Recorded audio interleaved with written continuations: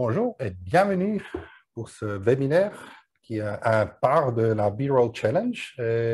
Oui, à côté de moi, c'est Matteo qui attend déjà passionnant pour faire son webinaire. Moi, je suis Julien de Sony. Ouais, je vous souhaite un bienvenue pour ce webinaire qui, je pense, qui va être super intéressant parce que Matteo il va un peu montrer de son travail, comment il travaille, un peu des behind the scenes aussi. Ouais, je pense que ça va être très, très passionnant. C'est comme ça, je ne veux pas trop utiliser le temps. Après, quelque chose de peut-être ouais, important, c'est que vous avez aussi la chance de poser des questions qu'on va après, je pense, à la fin de ta présentation, qu'on va un peu parler et puis répondre des questions que vous pouvez mettre dans ouais, sur le bouton. Là, je pense que ça va être questions et réponses. Mettez vos questions là-dedans, comme ça qu'on peut après discuter ça avec Matteo. Ouais, comme ça, je veux dire, ouais, je te donne le mot et je vous souhaite ouais, beaucoup de, comment dire, Freude, ouais, j'ai pas le mot. Fun, ouais. OK, alors, ouais, bonne soirée et à plus tard. Merci. Déjà, je vais enlever mon masque. Alors, cette webinaire, on va parler un peu des conditions extrêmes sur des tournages. C'est un peu ma passion. Je viens de cette partie documentaire et sport extrême. Et même si je bosse maintenant dans la pub, la côté commercial du film, j'aime bien prendre le temps de faire des voyages en nature et aventure. Aujourd'hui, on va commencer par une petite introduction. J'ai préparé 2-3 cases en utilisation de la nouvelle Sony FX3, où j'ai eu la chance d'avoir quelques expériences cet été avec différents modèles de Sony.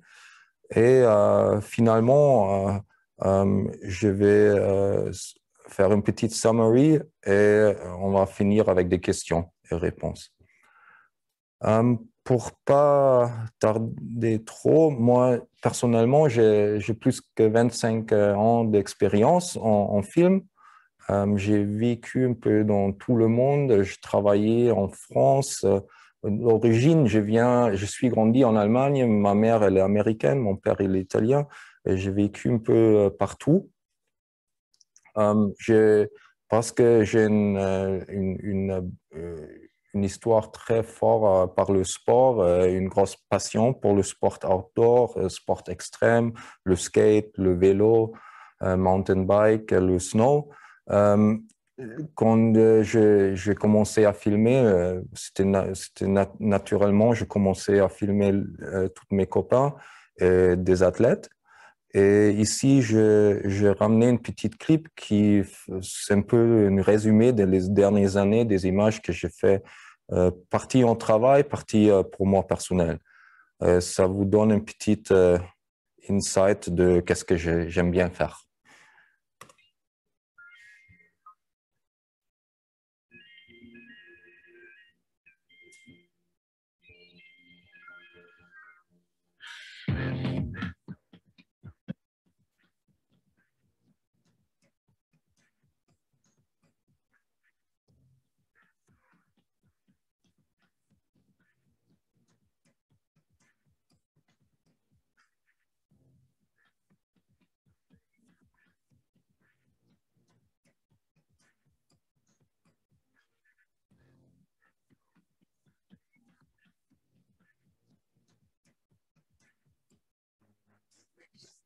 Draw down, smoking, got me rolling, slow motion, I'm blowing. Dough that's so potent, got a nigga coughing and choking, I'm in that. Box for your Cadillac, working off the S-Ray, split my swisher with my banging window crack, breaking down the beat for set. Big money grip with an ounce of the pimp and a 4-5 in my lap. I'm in that. Swerving off the exit ramp. My swisher. The hydroponic plant.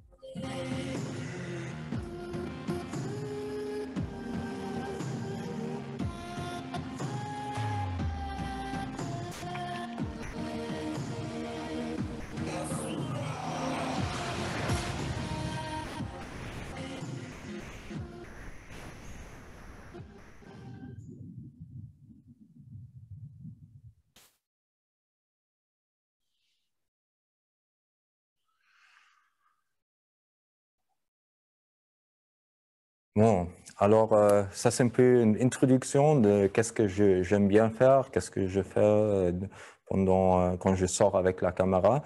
Là, à la fin, on voit un peu une saut. Il y a peut-être des gens qui connaissent le saut de la vallée Maggia. C'était une saut de 60 mètres. Par cette production, j'ai fait connaissance avec une athlète, Laszlo Schaller. C'était le protagoniste et depuis quelques années, on est des bons amis. Il est toujours très flexible, pas compliqué. Et alors, cet été, quand j'avais toutes les caméras disponibles pour tester, je lui ai demandé s'il voulait faire un petit tour en Tessin pour tester surtout la FX3.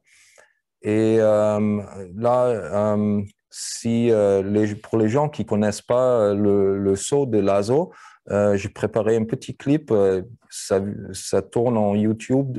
Alors, c'est accessible au public en général, mais si personne le connaît, ici, c'est son world record de la vallée Maggia.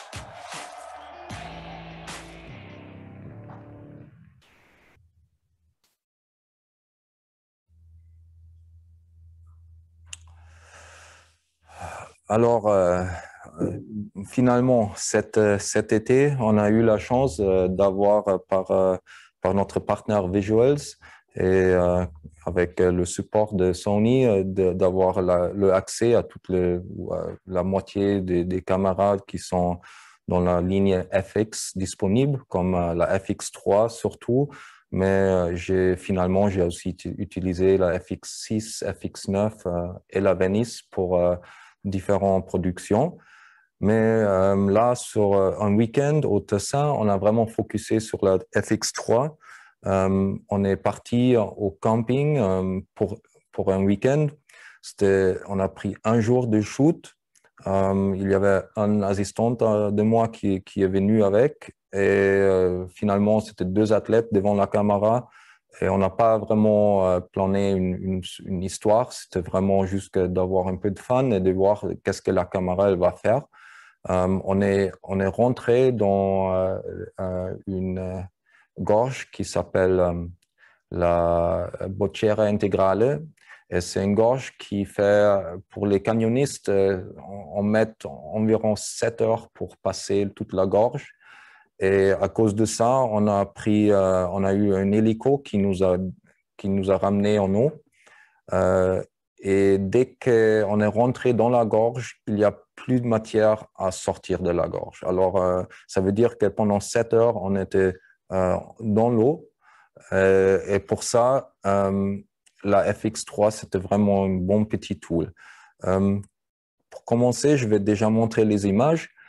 C'est un petit clip, c'est pas prévu l'histoire. Les images, ils sont pas corrigées. Toutes les images, ils viennent depuis la caméra, sont été touchées pour donner une bonne impression de qu'est-ce que la caméra elle fournit.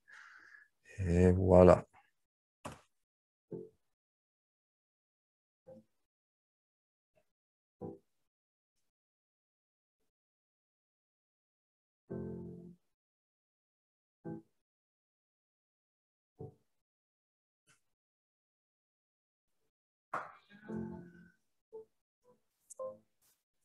This is my first trip to Europe, and everything here in Switzerland has just been mind-blowing.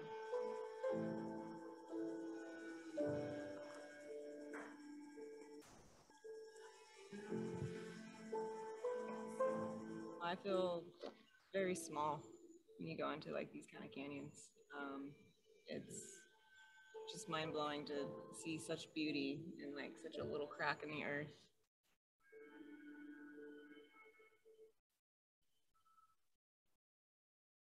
A lot of the canyons that I've been in are a lot drier, so there isn't really like many pools that you can jump into. So being able to just jump more than rappel is exciting.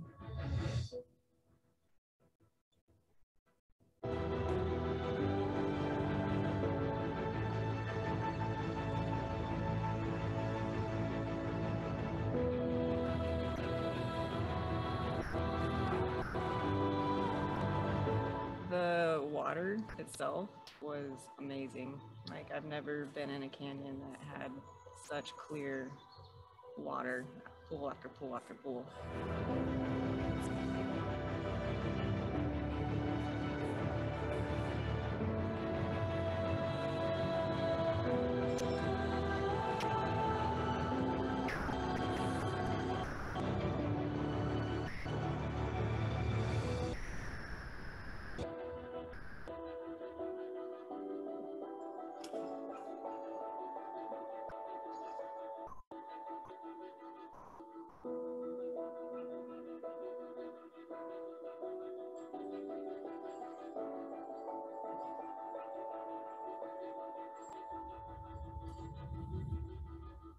It was some of the clearest water I've ever seen. So it's definitely, I would say it was very unique to here. It's interesting here because it has like, it's very foresty, but it also has a very tropical feel to it.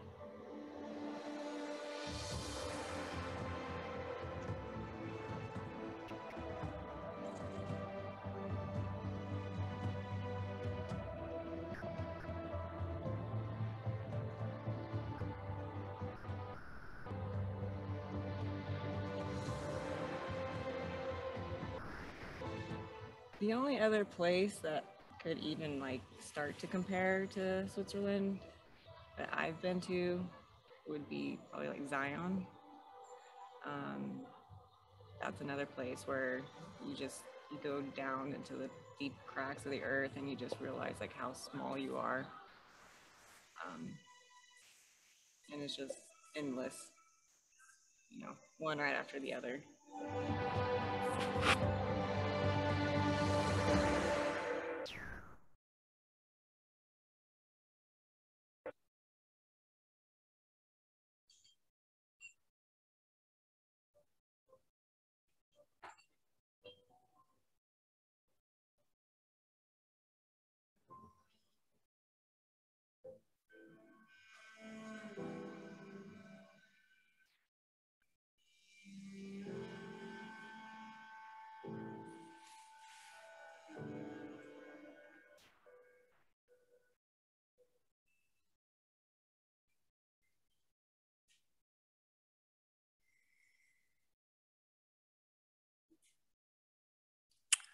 Alors,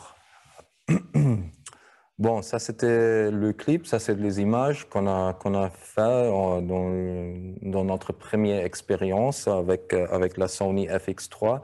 Pour la plus grande partie de la journée, j'avais vraiment mis toute la caméra en automatique pour voir les capacités automatiques, surtout les parties qui m'ont vraiment intéressé, c'était la mise au point automatique et les ISO. Voilà, après le setup pour la journée, c'était vraiment la petite caméra dans une sac sous-marin. C'était vraiment le kit minimal.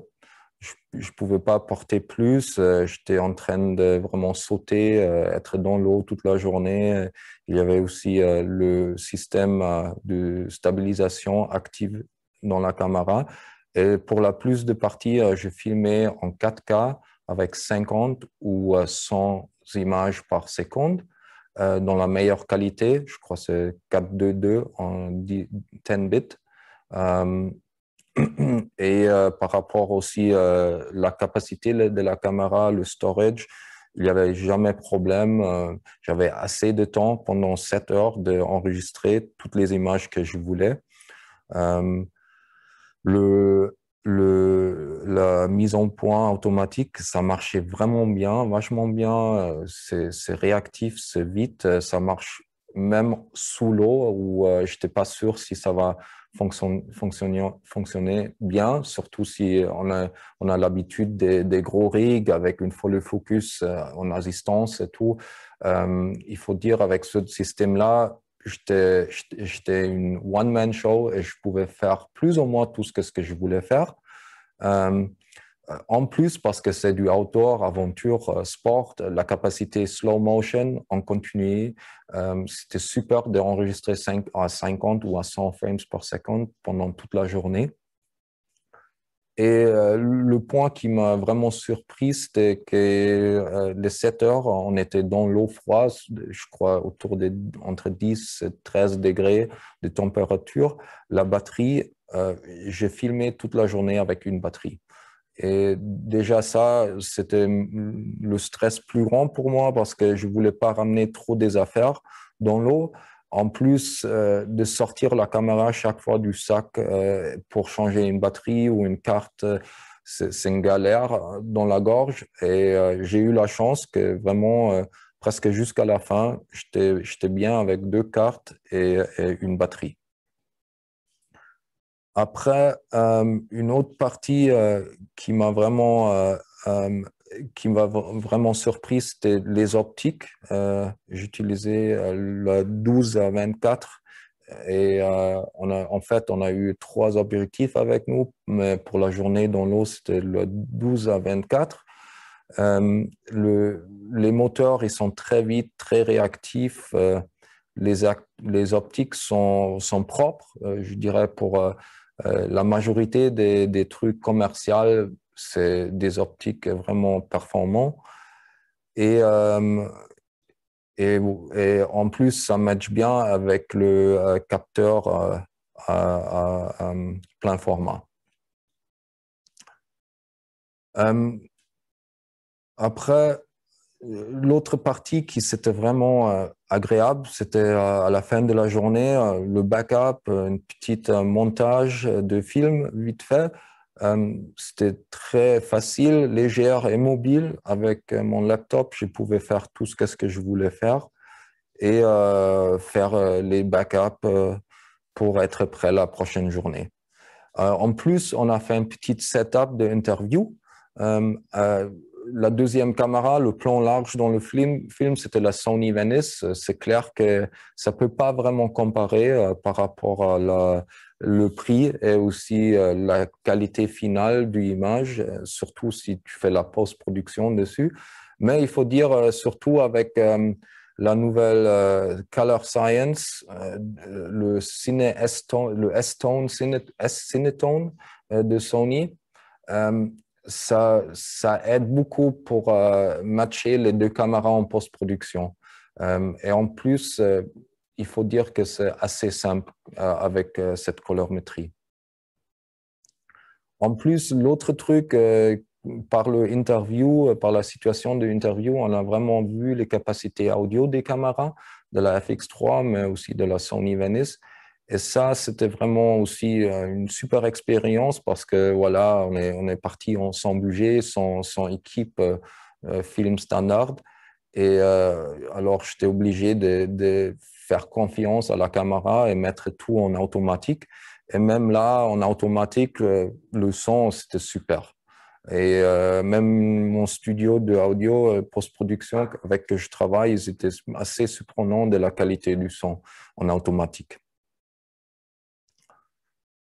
Après cette expérience, j'ai décidé de ramener la caméra sur 2-3 jobs commerciaux dans mon travail, où on a vraiment pris la décision de shooter avec Only Sony. Pendant tout l'été, on a shooté un peu tous les genres, de high-end, commercial, interview, billboard. Machin. En plus, à la fin, on a même shooté des photos avec la FX3, même si ce n'était pas prévu pendant la production. Mais pendant la production, il y avait la situation où le client il a demandé des photos. Et voilà, on avait un outil avec nous qui nous permet de faire même des photos en digital à 12 mégapixels, je crois, autour de là.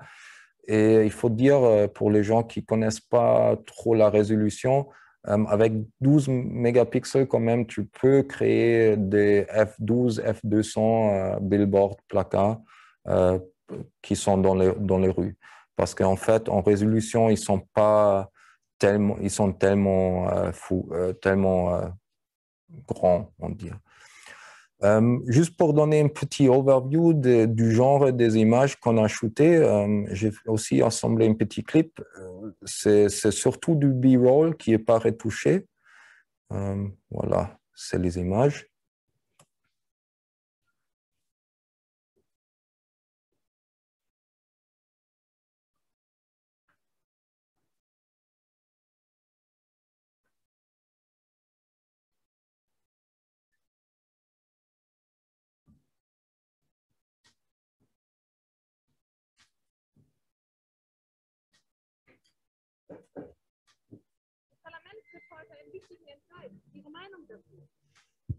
Schau, was die Kommission hier vorgelegt hat, ist echt Zeit, also wirklich fresh. Wer bei diesem Postulat jetzt einfach rechts swippt und meint, boah, voll nicht meine Liga, gönnen wir uns etwas Besseres, vergisst den Fisch. Das Gesetz hat mehr als genug Swag und alle richtigen Homies verstehen das auch.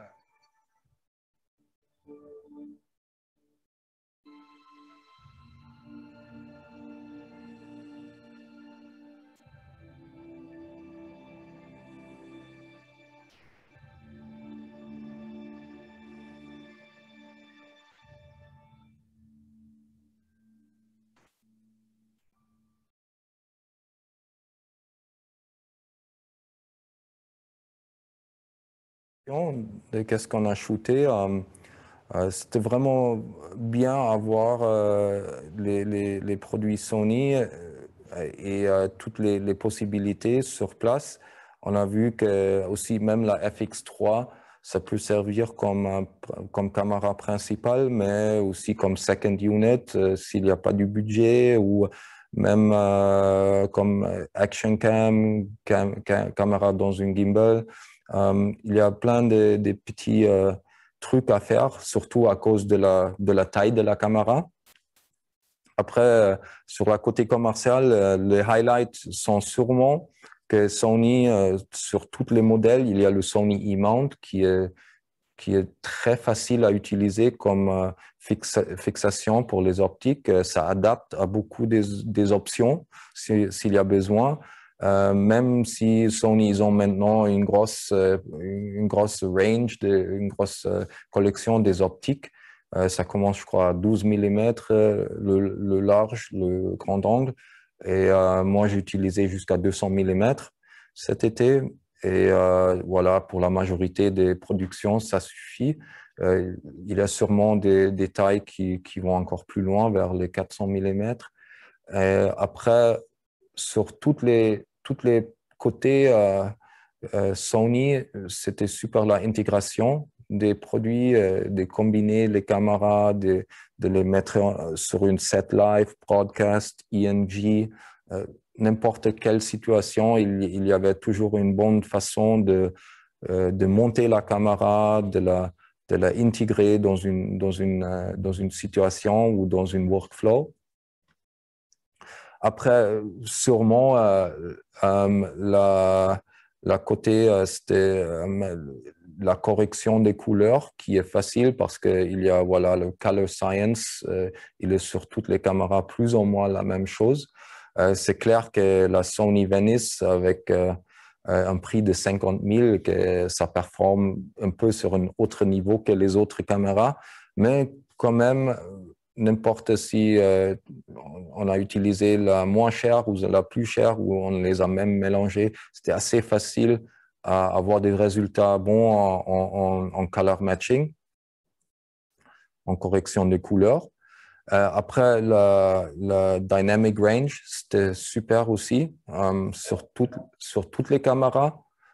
Surtout, la Venice, elle accélère là avec, je crois, 17 points de dynamic range.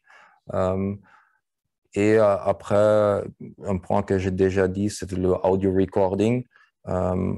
L'enregistrement du audio, c'est super, surtout même en mode automatique, sans quelqu'un qui fait le monitoring du son. Et finalement, un truc qui nous a surpris, c'était vraiment la qualité des photos avec la FX3. Déjà, elle a un peu la forme d'un appareil photo, un peu plus grand, mais avec le touchscreen et le layout de la utilisation, c'est assez intuitif quand tu fais les choses, n'importe photo ou film. Et comme ça, on était vraiment flexible à fournir même un service extra aux clients, à faire des photos qui étaient utilisées en digital pour online et même en print pour des billboards dans les rues.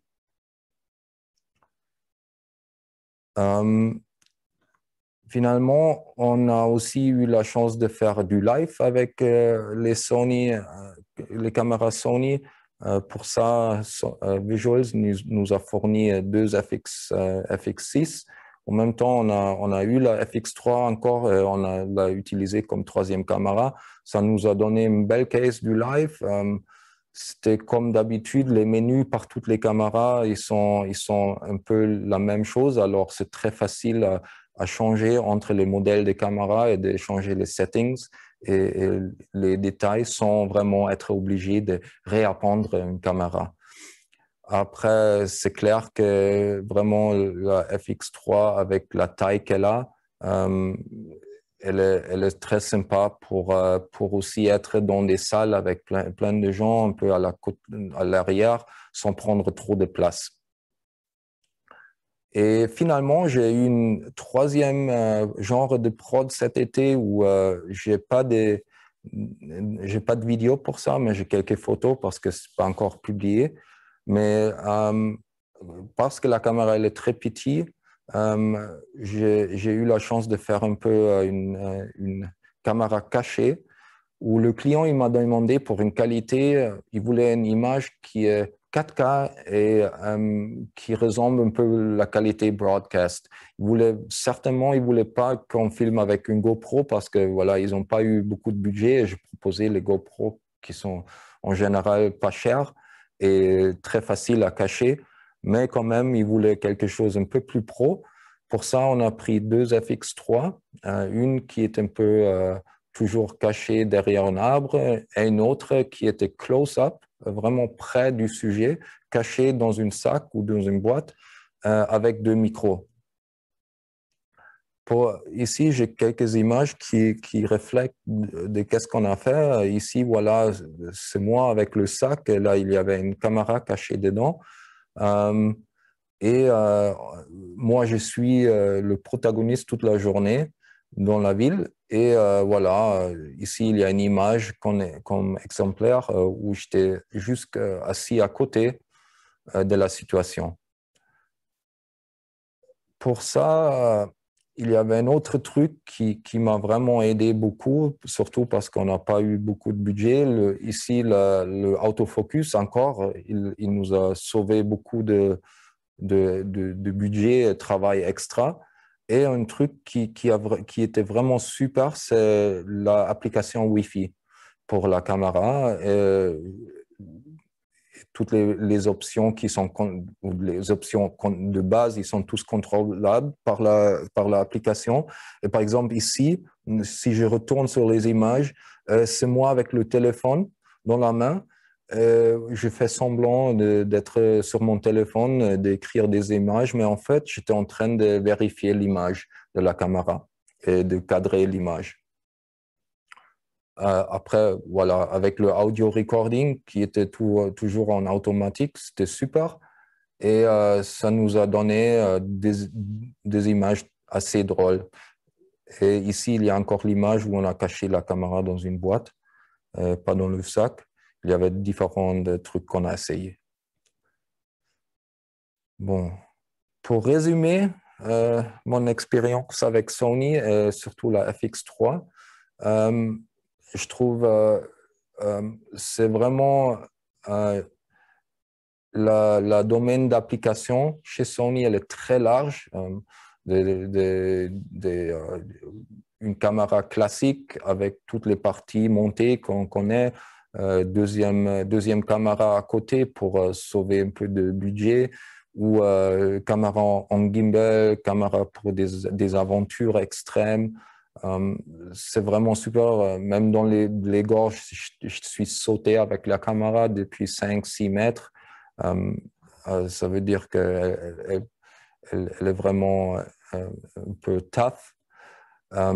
Après, voilà, après toute la famille des caméras FX qui vont super ensemble et qui connectent aussi très bien avec la colorimétrie qui S-Log, S-Log2, S-Log3 et le S-Cinetone, ça fait les choses vraiment beaucoup plus faciles qu'avant avec d'autres systèmes caméra ou même les anciens systèmes Sony.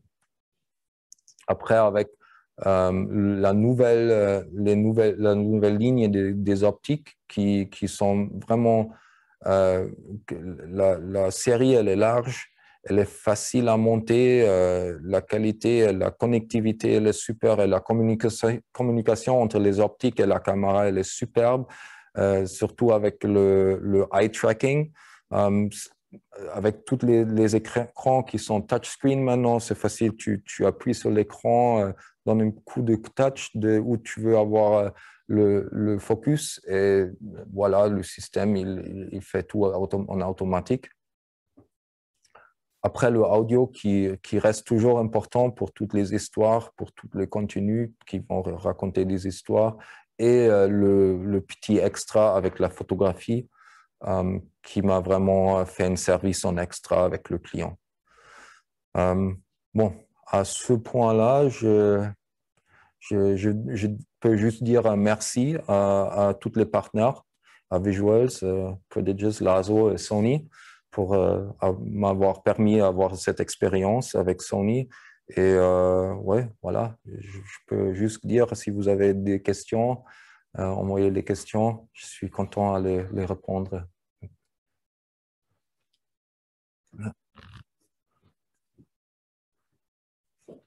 Bon, ben, on va déjà... Bonjour de nouveau. Et merci déjà bien, Otto Matteo, c'était super intéressant. Oui, j'ai déjà 2-3 questions ici. On va commencer avec une qui est correspondant à le truc que tu as fait dans le canyon, là, la saute en principe. Oui, là où le mec qui saute dans l'eau. C'était combien de caméras en total que tu avais en actif? Bon, ça, c'était une grosse production pour le SRF et Red Bull. En total, c'était 8 caméras avec une Phantom Flex aussi pour le slow motion. C'était un gros mélange un peu aussi des caméras.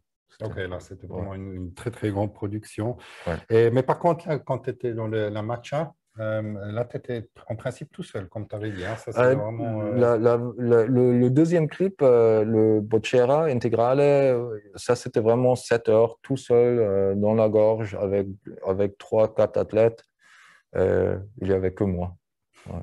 Ça s'est bien passé, tu as pu les suivre. Là, ouais, ça c'est je pense que c'est encore dur. Là, ça c'est la obligation. Ils me prennent qu'avec eux si j'ai réussi à suivre, sinon ils ne veulent pas que je vienne. Alors, okay. Je vois. Voilà, le matos, il aide beaucoup à rester calme et d'avoir la vitesse qu'eux expectent aussi. Comme ça, tu peux vraiment te concentrer sur le projet et puis pas encore avoir peur que tu as des problèmes avec le matériel. Oui, ou je perds un truc. Ouais. Ouais. Une autre question, c'est encore un peu la question de la FX3 versus la Venice. Là, tu vois où les grandes différences? Je veux dire, bon, c'est clair, comme tu avais déjà dit, c'est deux produits un peu différents, mais je pense que la question, c'est plutôt un peu de comprendre peut-être que si on peut aussi faire des grandes productions avec une FX3, ou comment tu dirais, c'est vraiment le... Je dirais surtout, c'est une question du output, où ça va être montré. On dirait tout ce qui est digital, online, je dirais la FX3, de base, de la capacité, de la qualité d'image, ça suffit pour sûrement 90% des productions. Après la Venice, c'est un autre jeu, c'est aussi un autre prix, mais c'est clair que la colorimétrie, elle est sur un niveau où il n'y a que, je dirais, Harry qui peut comparer. Après, voilà, il y a les ND filters internes. Et après, je dirais la Sony, la Venice, c'est une caméra qui est prête pour tout à ce prix, n'importe quel genre tu veux produire. Tu mets 2 manettes dessus et une batterie, et les médias étaient prêts à shooter en ENG, en cinéma, en cube commercial, slow motion. Avec le Rialto, tu peux même faire bouger un peu, bouger, faire des trucs extrêmes. Et toujours sur le niveau plus haut. La FX3, tu as un body qui est super, qui a une belle technique dedans, dans une petite forme. Mais voilà, si tu veux faire certains autres genres, tu vas être obligé à la monter et rajouter des petites parties qui coûtent aussi, finalement. Mais voilà, pas au même niveau. Mais pour moi, la grosse différence, c'était vraiment surtout dans des situations difficiles, c'est les codecs et la post-production du matériel Sony Venice. Il y a juste beaucoup plus de marge pour tout. Ok, ouais. Je vois. Mais ouais, pour finir, on peut vraiment dire qu'on peut faire déjà des bonnes productions avec des produits qu'on a. Je pense que c'est quand même assez intéressant parce qu'aujourd'hui, je veux dire, il y a encore une quinzaine d'années, c'était vraiment tous les caméras, ils coûtaient 20 000, 30 000 francs pour vraiment faire des productions professionnelles. Et puis je crois aujourd'hui, avec ces boîtiers-là, c'est déjà possible de faire de qualité très haute, et puis même des productions même pour la télévision ou des choses comme ça sans problème. Peut-être encore, concernant la qualité, on a encore une question. Si tu as fait beaucoup dans 4K, pour toi, c'est assez, ou des fois tu dirais, OK, non, il faudrait travailler sur 8K, ou c'est ton opinion là? Ouais, moi, personnellement, je ne suis pas un gros fan de résolution. Moi, j'aime bien des petits fichiers, des petites files. J'aime pas d'avoir 8K, 12K uncompressed. Au niveau qualité, c'est superbe, mais finalement, à travailler avec le matériel, ça fait mal. Après, finalement, en plus, ça coûte cher aussi. Ouais. Mais si tu regardes maintenant que vraiment 80%, peut-être plus, des prods, ils finissent en ligne ou sur la télé. Et la télé, en général, elle transmet même pas du Full HD, c'est du 720. Je vois pas une grosse raison de se vraiment prendre la tête avec du 8K si tu n'as pas de visual effects, green screen keying, machin. Je trouve 4K, c'est vraiment, ça suffit. Moi, je préfère même souvent de shooter en 2K. 2K. Ouais, puis il faut vraiment dire, toi aujourd'hui, même du Full HD, ça a l'air sur les TV 4K aujourd'hui, ça a l'air déjà très très bien. Ouais. Comme ça, on a encore un peu la marche contre haut. Et puis je pense que, comme tu dis, hein, c'est vrai que travailler avec du 8K, ça utilise beaucoup d'équipement, que, comme tu as dit, c'est cher. Ok, intéressant. En plus, je dirais aussi que la qualité d'une image, c'est pas la résolution, mais c'est la colorimétrie, le dynamic range. C'est ça qui donne un peu la qualité d'image. Dans mon opinion, c'est vraiment la dynamique d'une image qui fait la qualité. Merci. Concernant aussi un peu la qualité aussi, tu travailles avec un external recorder ou je veux dire un Atomos ou comme ça, ou pour toi, je veux dire, tu travailles avec le RAW ou tu peux dire non, même avec All Intras, le codec qu'il y a dans la caméra, c'est assez pour travailler avec ou comment, ouais, je dirais professionnel. je dirais ça dépend toujours de les expectations et du workflow, de qu'est-ce que j'ai besoin à faire en post-production avec le matériel. Finalement, pour du contenu online, contenu dans la comment on dit, documentaire, d'être authentique aussi dans le genre de qu'est-ce que je suis en train de raconter comme histoire. J'ai pas besoin de faire du Hollywood finalement, parce que c'est plus l'histoire qui compte. J'ai besoin d'une qualité de base qui fait propre, qui est nette, qui est stable. Et bon, après, si je fais des trucs sous-marines, par exemple, sous l'eau, c'est difficile à connecter des recorders externes. Alors ça, c'était vraiment, pour moi personnellement, c'était un test de voir tout, qu'est-ce que la caméra, elle peut gérer en interne sans des trucs externes. Pas retoucher trop. Bon, finalement, pour les prods commerciales, on a retouché finalement aussi, mais c'est toujours une question de qu'est-ce que tu en as de base, et il faut aussi avoir une équipe en poste qui est assez forte. Si tu peux faire les meilleures images. J'ai vu souvent qu'avec la mauvaise post-production, le meilleur caméraman, il peut rien faire. Ça, c'est vrai. Ouais, c'est comme tu dis, je pense aussi l'histoire, le son, tout ça, voilà. Ça doit... Toute l'équipe autour. Voilà. Tout. C'est presque des fois plus important. On voit ça aussi souvent chez des images un peu historiques. Hein, c'est toujours encore des grandes images. Ils ne sont pas vraiment nettes parce que les caméras, là, elles n'étaient pas nettes, mais ils ont toujours encore une caractéristique qu'on veut dire, OK, on la regarde. Et puis, je pense que ça, c'est toujours encore très important aussi. Ouais. Et même en low light, sans lumière, j'étais surpris aussi de les capacités ISO de la caméra. Je crois que ça va jusqu'à 100 000 ou même plus. Même sur 400 000. Ouais. Plus, et je ne sais pas, je n'ai pas poussé jusqu'à là, mais elle était 2-3 fois, elle était, je crois, à 8 000 ou 10 000 ISO, un truc comme ça. J'étais surpris. Et il y a même, je crois, 1 ou 2 images dans le montage. Et j'étais surpris que, bon, ce n'est pas super net. Et peut-être si j'ai une production commerciale qui sans beaucoup de lumière, je prendrais peut-être un recorder externe pour avoir un peu le RAW en plus. Mais finalement, pour cette situation, donc, qu'est-ce que nous, on a fait? Il n'y a personne qui va demander pourquoi tu n'as pas filmé en RAW, un truc comme ça. Oui, ça c'est faux. Je pense que aussi, on a exprès pris un capteur de 12 mégapixels en principe, un nouveau capteur 12 mégapixels, pas un vieux qu'on a mis dedans. C'est un capteur nouveau développé pour ces caméras. Ouais, pour avoir les possibilités dans le low light, je pense qu'on peut même filmer avec, je crois, une bougie, c'est déjà assez comme lumière. Oui, c'est clair. Là, tu es absolument aux limites, mais c'est possible. Je pense que ça donne aussi un peu une flexibilité de pouvoir faire des films dans toutes les situations. On sait des fois, je pense sur les reportages, on ne sait pas aussi toujours qu'est-ce qui va venir, je veux dire. Là, au niveau maintenant je veux dire un peu les shootings commerciaux, que tu fais aussi beaucoup, comme on a vu là. Là, il y a une question, tu travailles, c'est comment grand le team derrière? C'est toi ou il y a une trentaine de personnes? Ben, ça change. Depuis le corona, on a réduit les équipes en général. En général, j'essaie d'avoir 2 gars avec moi. C'est normalement une assistant caméra et quelqu'un pour la lumière.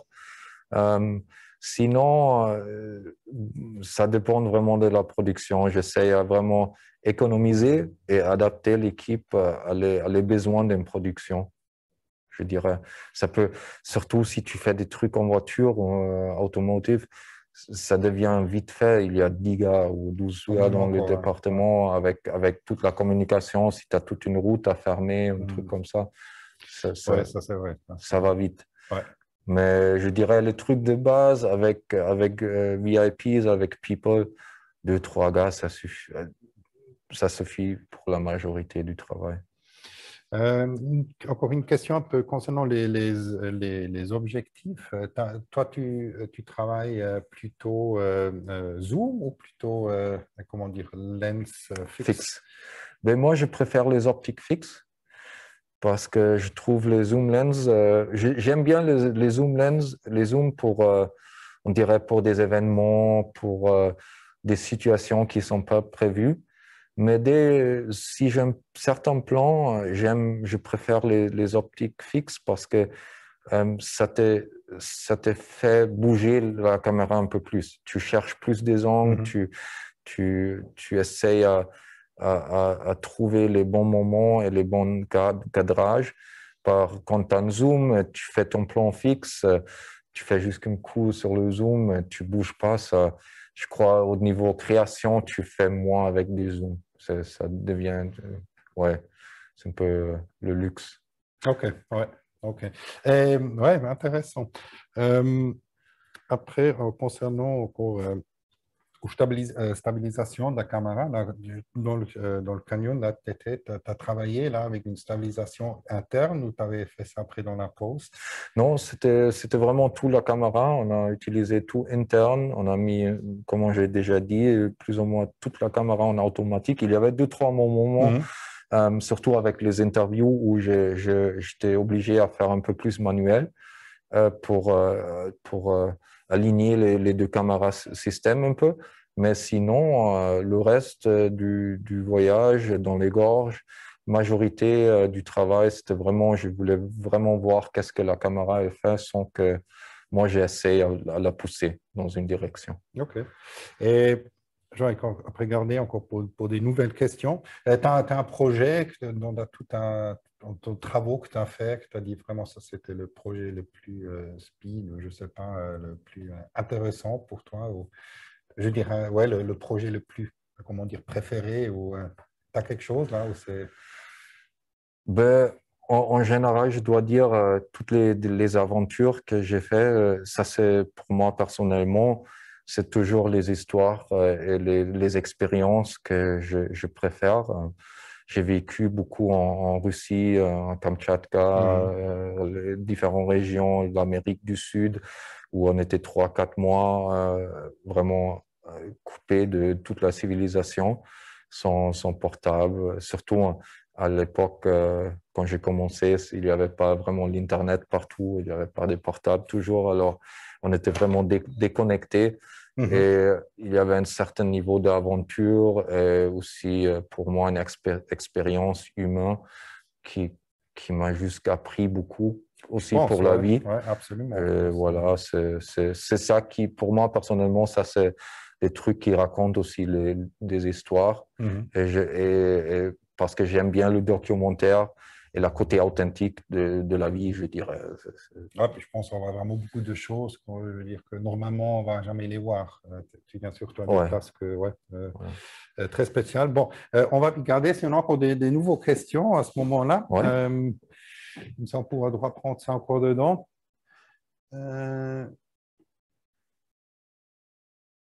Une question pour le rôle plutôt. Tu travailles aussi avec Blackmagic parce qu'il y a une question pour le suivi. Le AF, si je peux dire que la FX3 est mieux. Bon, je pense que c'est toujours difficile de dire si c'est mieux ou pas. Ouais, je dirais aussi, moi personnellement, Blackmagic, j'ai utilisé, j'ai aussi eu 2-3 modèles moi-même, je les ai achetés. pour moi, personnellement, j'essaie à toujours trouver le bon outil pour le travail. C'est pour ça que voilà, j'aime bien aller chez Visuals et vraiment choisir le outil pour le job. Et finalement, par rapport, je dirais que la qualité du Sony, en général, elle est supérieure et elle est très stable vers beaucoup des caméras.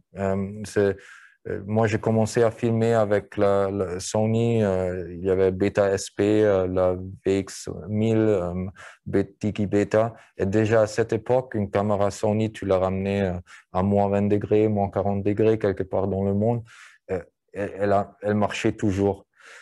Si tu regardes des autres caméras maintenant, depuis le développement d'une Red, Blackmagic, toutes les autres caméras digitales, le concept, l'idée, les capacités qu'ils ont, ils sont super pour des trucs spécifiques, pour des genres ou des productions où tu dis j'ai besoin de 12K ou j'ai besoin de ça. Mais par rapport à toute la ligne des caméras et la qualité dans chaque modèle, je dois dire que Sony, en général, tu la prends, tu l'allumes et ça marche. Et tu ne perds pas du data, tu n'as pas des problèmes d'enregistrement ou de dropped frames. Okay. Tout ça, c'est surtout quand les modèles ils sont nouveaux. Après, avec le temps, les modèles ils se développent.